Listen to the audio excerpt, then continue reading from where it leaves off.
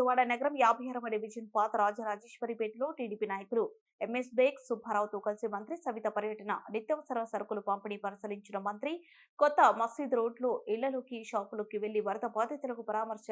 Fire ఇంజిన్లతో ప్రభుత్వమే ఇళ్లను, షాపులను శుభ్రం చేస్తుందని, మంత్రి ఎంత నష్టం జరిగిందో సచివాలయ ఉద్యోగులు నమోదు చేశారని తెలిపిన మంత్రి చంద్రబాబు అన్ని విధాలా ఆదుకుంటారని మంత్రి భరోసా. మమ్మల్ని చంద్రబాబు గుండెల్లో పెట్టుకుని కాపాడుకుంటున్నారని ఆనందం వ్యక్తం చేసిన పాత రాజరాజేశ్వరిపేట వాసులు చంద్రబాబు వల్లే విపత్తు నుంచి త్వరగా బయటపడ్డామని ధన్యవాదాలు తెలిపిన వరద బాధితులు.